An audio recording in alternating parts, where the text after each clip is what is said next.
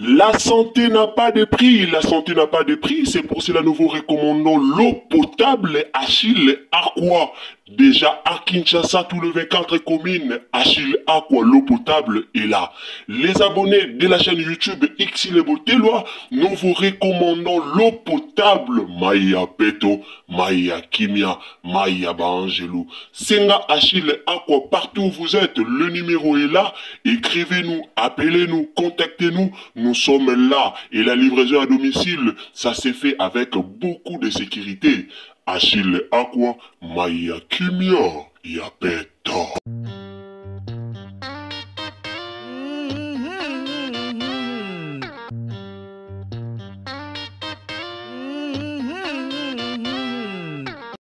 Liwa ya mama Nadege Mboma otozoyoka internet mobimba otozoyoka batu bazolobela yango otozoyoka batu bazotia miniature otozoyoka vraiment batu bazolobela prophétie oyo ndeko na biso autaki kozwa apandi yango na réseaux sociaux mobimba tozomona batu bazolobela liwa ya mama Nadege Mboma.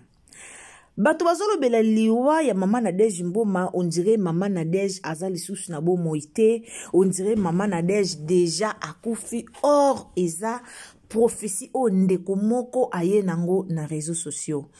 Bandeko na obetela bino lisolo ango eza nini. Na obetela bino lisolo toyeba lisolo ango eza nini, prophétie yango eza nini, o lelo internet epeli moto. O lelo internet mututo akomika ka liwa ya mama Nadege, liwa ya mama Nadege. Eza pasi po na communauté na biso. Eza vraiment pasi na maramusu ekomaka na communauté na biso. Na otela bino prophétie ya mama wana, mama wazoki prophétie na ye po na mama azoki révélation, pardon, tolo ba prophétie azoki révélation pour na mama Nadege Mboma. Révélation, et c'est le komoko baloba die parle tantôt d'une manière, tantôt d'une autre. Nzamba ko lobela yo, likambo lobeli yo, likambo esala mapa X aye alobi pa na yo. Nzambe pa ko loba likambo esala manango epa na yo, mais abimisi yango lokola e osala ma epa Y. Nzamba na ba façon na ye ebele alobela rabato.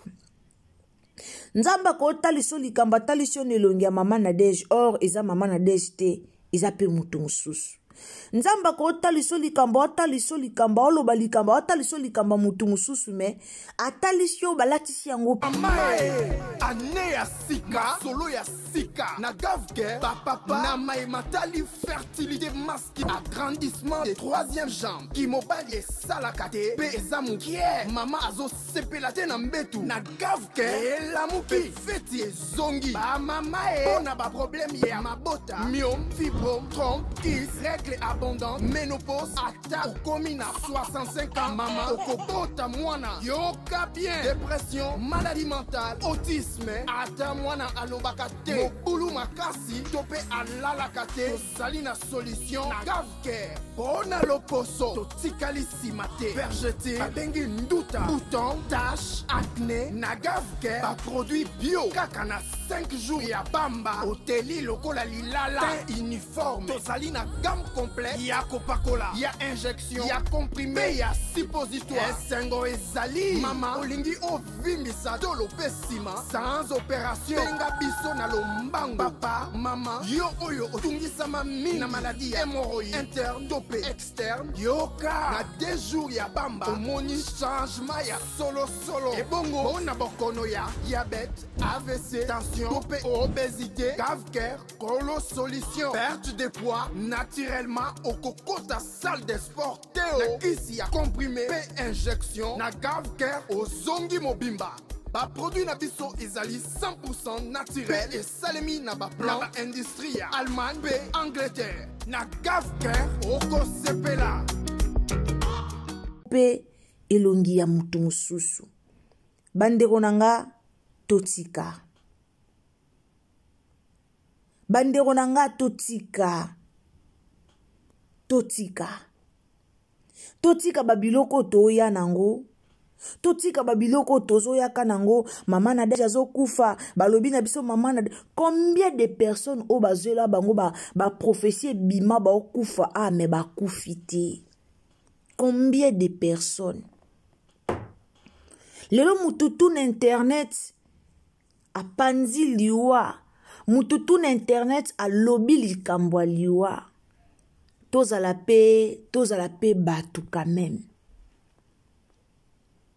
lelo peuple congolais totala kaka muto asimbaki kisi muto okuta simbi kisi tango muto asufraka na vi na ye mutu moko tabimisaka likambo ya kisi me soki nzambe alobi asalela mutu bolamu soki nzambe alobi aya asalela mutu bolamu epai wapi oyo oyoka bato nyonso babanda olobake mutu wana asimbi kisi mutu okuta asimbi kisi mutu asimbi kisi kaka soki nzambe alobi akota likambo na yo asalela bolamu nde bato babimisi kombo ya kisi.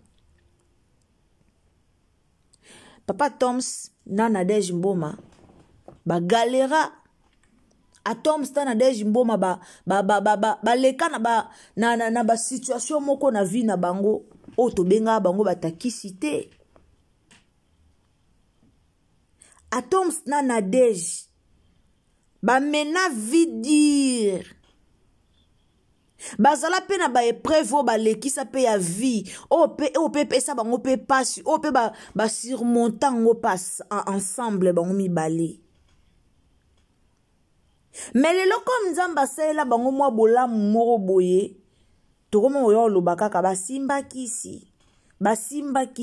Pourquoi? Parce que biso ba congolais toza na mentalité moko na mutu na biso mutu azwaka kozoya nzambe te mutu abonga kobonga nzambe te.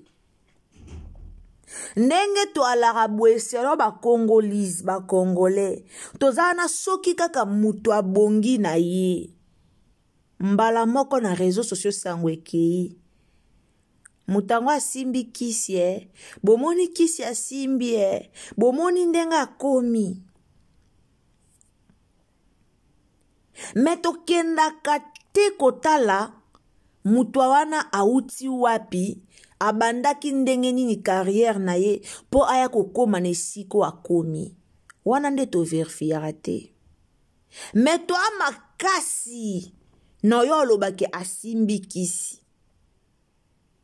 La famille, il faut arrêter. Il faut total peu fort ya moto.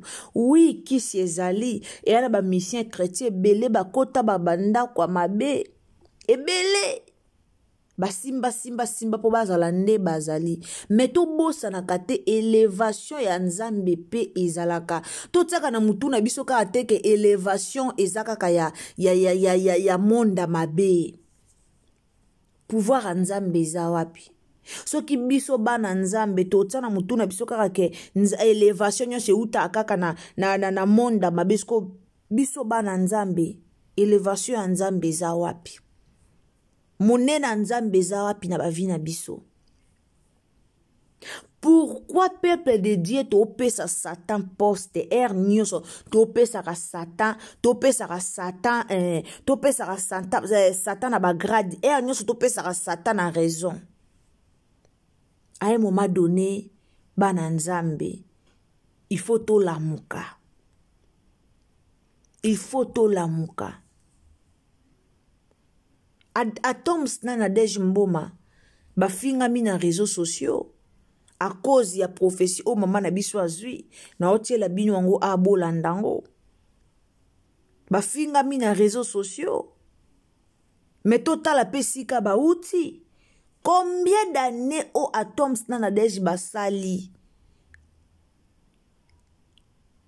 combien d'années o basali ensemble banda babalana.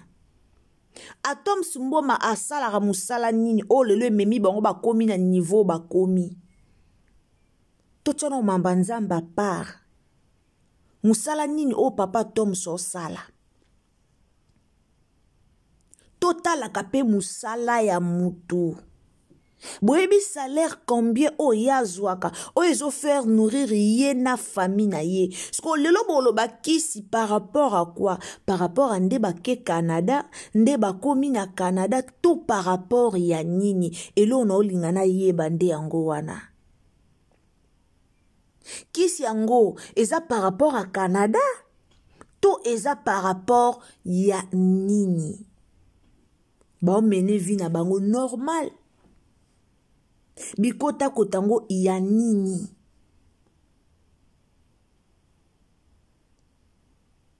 Lelo bafinga mi na réseaux sociaux à cause ya révélation onde kona biso nzamba révéla qui est pour na couple Mboma. Et lelo mututu a eu audace, a eu courage ya finga bango na réseaux sociaux. La famille monde déjà compliqué. Mukili otoya eze ya bato tata nzambe. Mukili eza compliqué. Lelo tonzimelaka lisu ba prophétie ya batu te. Pourquoi? Parce que batu ba comment ko financer batu mbongo po ba bebisa ba réputation ya batu. Mais na lobi te ke mama o aye na prophétie ba fina ki mbongo non na lobi wana te po biso moto comprendre na biso bien te. Peuple congolais moi comprendre likambu na ndengene na bimisi wana te. Mais na ye ko ebisa bino ko talisa na bandeko kaka ke to bossa na te que na réseaux sociaux tout est possible. Batu wakoma ofuta batu mbongo mutu oyoka futine mutu mbongo po mutu wana kende ko baby sa vie ya mutu po mutu wana kende ko salir réputation ya mutu. Internet ekoma yango après sima bokoma omona batu bapesa kinga mbongo pona ya koloba makambu na ye. Après si mokoyoka bafuta kinga bapesa kinga kutu boye basalaki ekoma nango ebele yango bomoni ata mutu aye na prophétie moko ya malamu batu banzimaka yango lisusu te banzimaka yango te. Pourquoi? Parce que ba faux prophètes bakoma ebele na réseaux sociaux. Batu wakoma mutu aye apesi prophétie moko pona yo alobi nzamba la kisinga boye. Mais mutu wana a préféré ye moko akende kokutana na nzambe ye moko akota na esika ya secret asola na nzambe na ye. Ye moko malamu akende sika ya secret azwa ta ya kosola na nzambe na ye po batu bakoma koboya na bango ba prophétie. Bande onanga na otiela bino message wana tolanda message wana epai nini o message wana ebimeli oyo lelo réseaux sociaux mobimba toko bakomi kotambola na titre ke mama na biso akufi liwa ya mama Nadège azokufa mama Nadège akufi mama Nadège azana bomoi akufi te.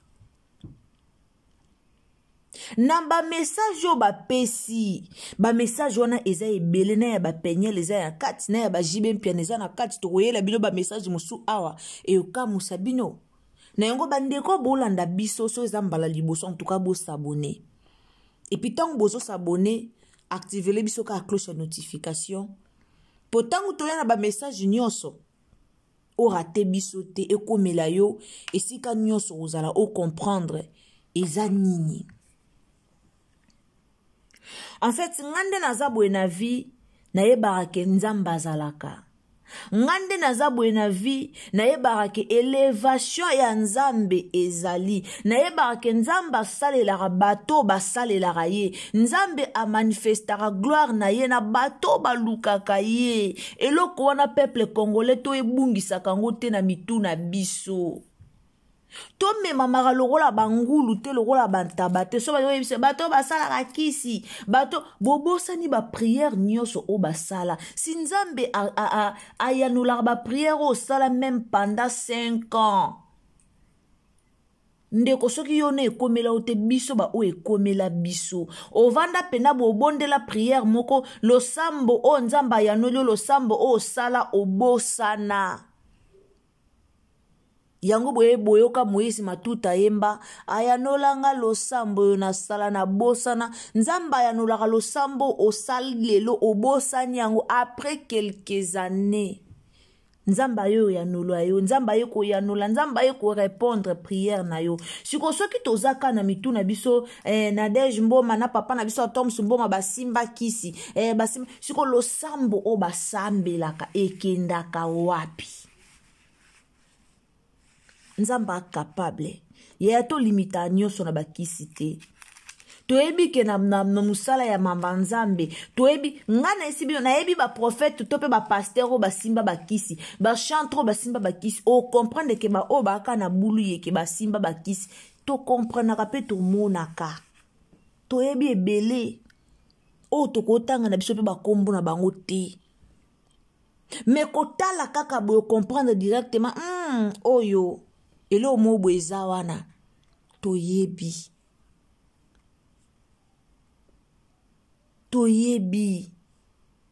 mais la famille botika papa Toms na mwasi na ekimia ba utoza na ba problème moko atomonaki pasteur Dalo pasteur Dalo kuta lobina bango boy basali boy mama na deja salaka papa Tom salaka lelo so nzambe opambola bango ba o respecter basalaka musala nzambe selon bango na nde ba otambolisama. La Bible nous dit to juger te to tika nzamba juger basali na ye to tika nzambe a juger basali na ye mais ngana lo ba parmi basala nzambe o bazala vrai atom sa na kati na mwasi na ye parmi ba vrai namona ke baalaka na kati naotela bino message bandeko nanga tolanda nano namona ke baalaka na kati mama na biso aye apesika prophétie apesika message akomisika ainsi dit l'Éternel nzamba yebisinga il faut basa la repentance mais repentance eza na mambo ebele bino soki bobi repentance bino boke nango ka kete il faut ba se repentir bazo tambola bien te basimba kikisi basa repentance eza na mambo ebele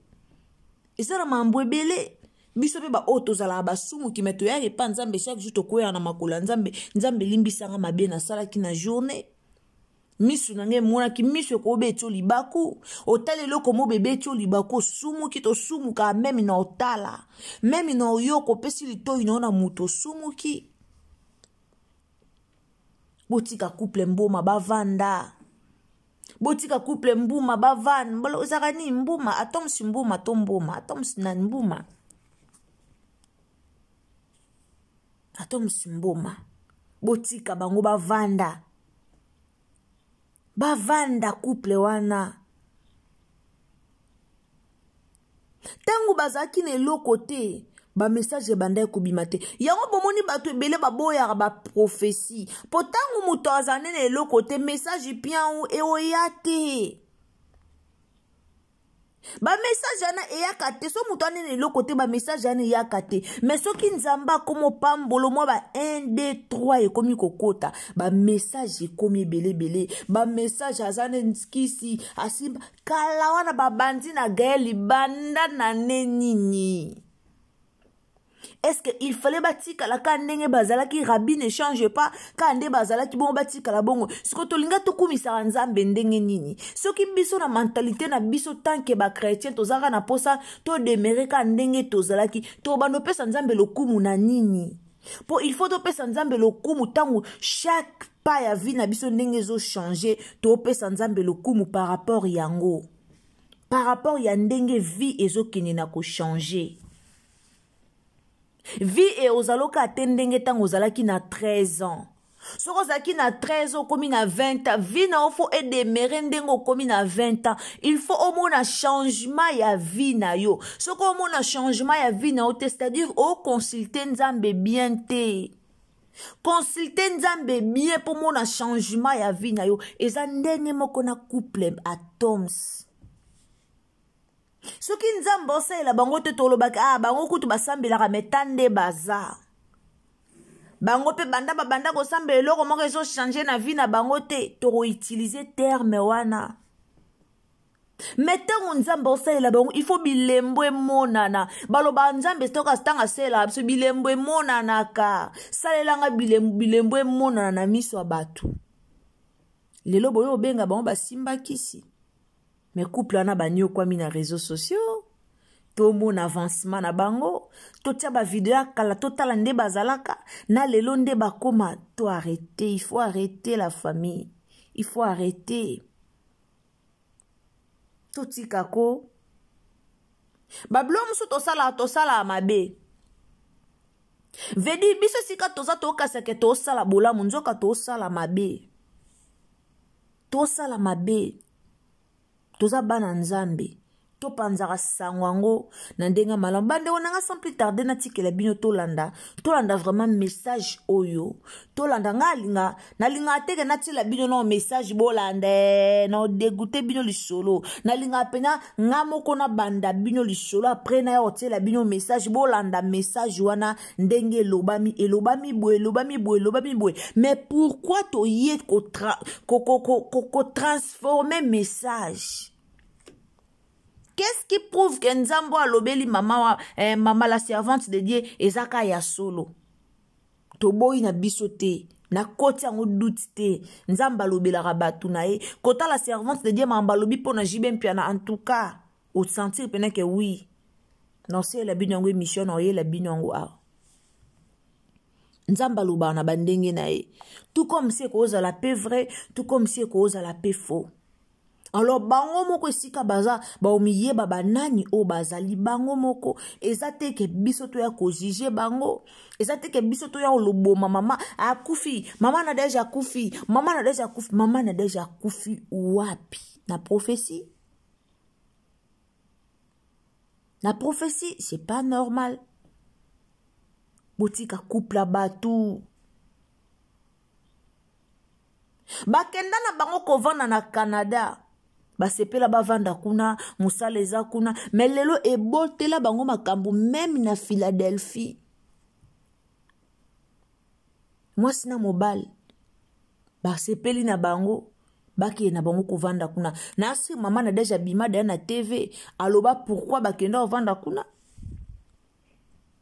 Donc c'est-à-dire ça likambo ya kala kani no tu sabino awa nzamba ko sala sambo ya kala muta ko zlo prophétie na 2025 et c'est réalisé na 2034 et ana ba prophétie musu bazola biso na ba 2001 siko ndeza ko se réaliser et ande moko bango ton bake Canada ezaki prophétie bima kala ndelelo bakeva na Canada tolanda message en tout cas na pesi bino mbote bandeko bolanda biso so ezamba liboso o s'abonner commenter o liker o partager tolanda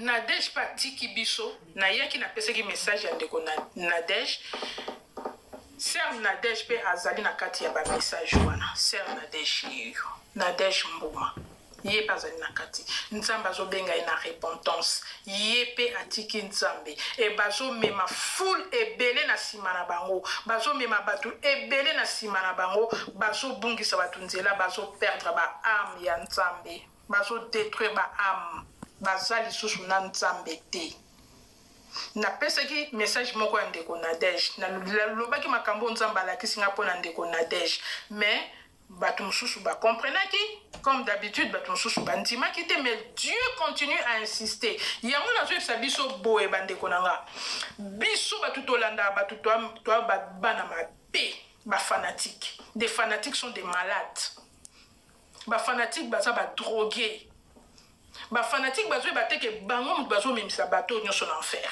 bino nde boko mema bango na moto na life bozo betela bango maboko pendant que nzambe azobisa bango repentez-vous. Pendant que nzambe azobisa bango bozonga na nzela bino bozo betela bango maboko. Bino nde bozo bebisa bango.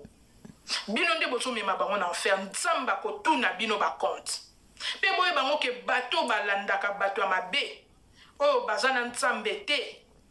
Na bango bakoma ba carpet. Na bango babunga nzela. Na bango baomona nzambe te.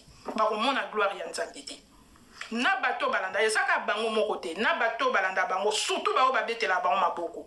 Ba o baza ba fanatique na bango aveuglement. Bozo aider bango te.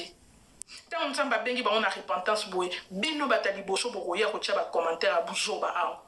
Bokoya ko loba makambo ezanga tina pendant que nzamba zo benda bango matoyi. Ezali bino nan donc bino bosa plus dangereux que bango ba fanatique.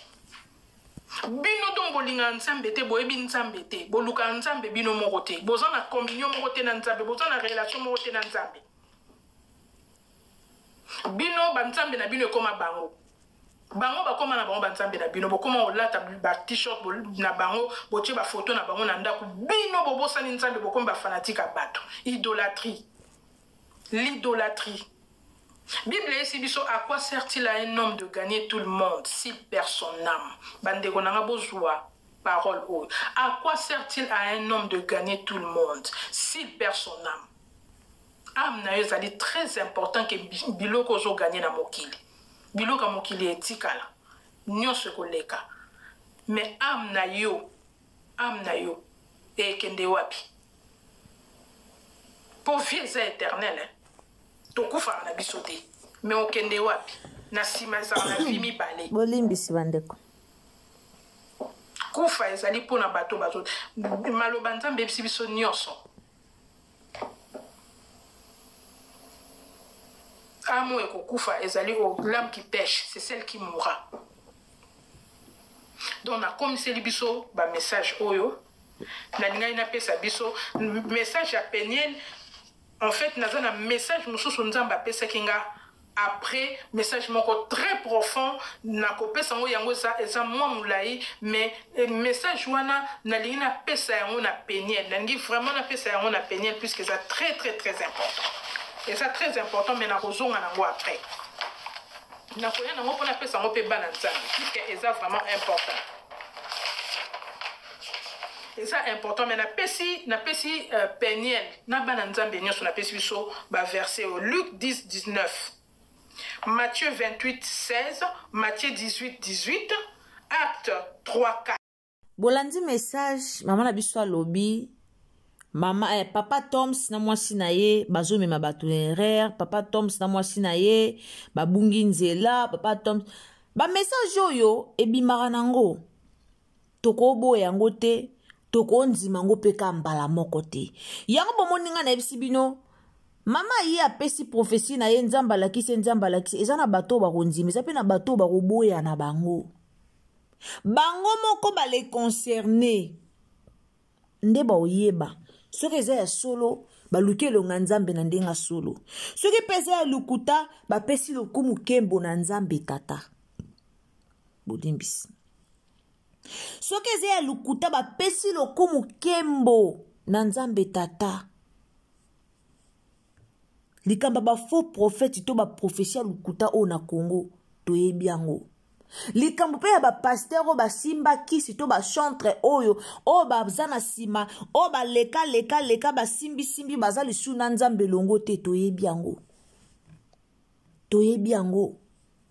mais pona couple oyo en tout cas na yebite kande balobaka nzambe na batu na ye nzambe na makambu na ye biso toyebi te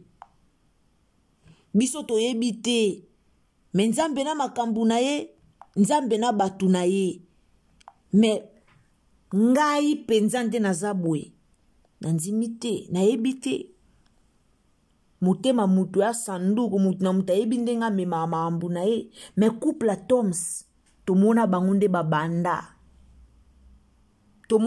babanda musala na bango tomona bango esika nini bauti na nzambe tomona bango lelo kande baoya osimba kisi ça reste à vérifier mais peuple de Dieu to mema mara directement te na ba prophétie po mutu moko ya pesi prophétie to mema mi na réseaux sociaux mama na biso mama na Nadège na papa Toms ba finga mi na réseaux sociaux quand ça sort eloko nini po na nini po mama na biso bimaki apesa ki prophétie non toza banzambe te poto juger biso banani poto ya ko juger bango. Qu'est-ce qui prouve que prophétie est un solo? Poto ya ko juger. En tout cas peuple de Dieu tobungisa mate. Ngalo baranzamba la kisara mutu nyonso.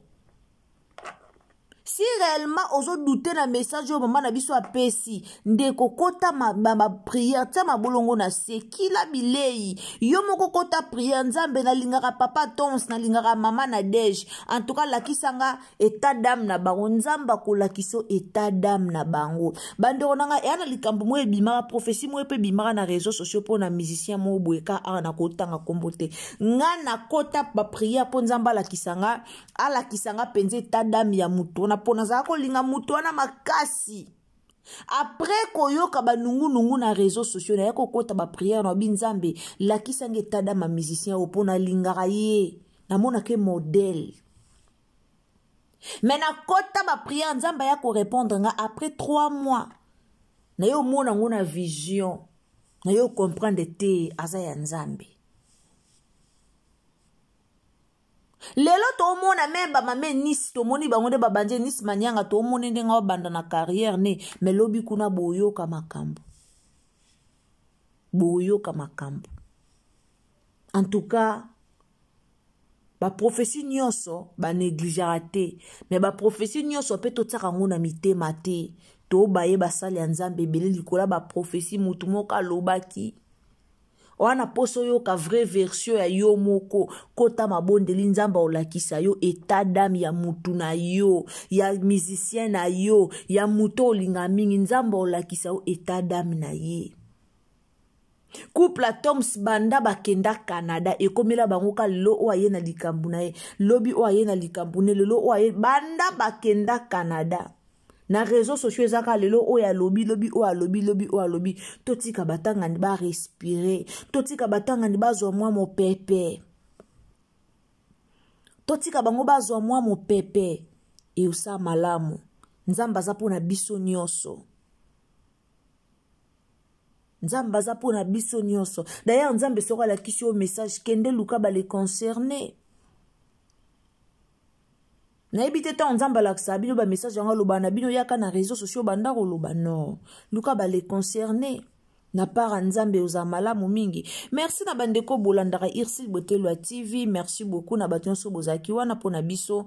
En tout cas nzamba lola pambola bino nzamba sa bino bolamu kande tolobaka. Si c'est la première fois que vous visitez Irsil Botelwa TV, ndeko mama ndeko papa zoata ko s'abonner dans un pena kiti vanda au s'abonner au luki place otie valise noa bilamba a ekominda kuna donc s'abonner abonne-toi, activer la cloche de notification pour ne pas manquer ba émission nyonso oyo toko banda kotia awa. Alors ndeko koti na chaîne na biso si c'est la première fois ndeko nanga tango zo s'abonner activer cloche de notification tango zo ko activer cloche de notification tela biso j'aime partager na Facebook partager biso na WhatsApp partager biso na Messenger donc meka o partager vraiment partout et pas wapi o analyse oyo kokomela bandeko ebele bakota bayeba eloko nini oyo ezo le katukutani à la prochaine bye.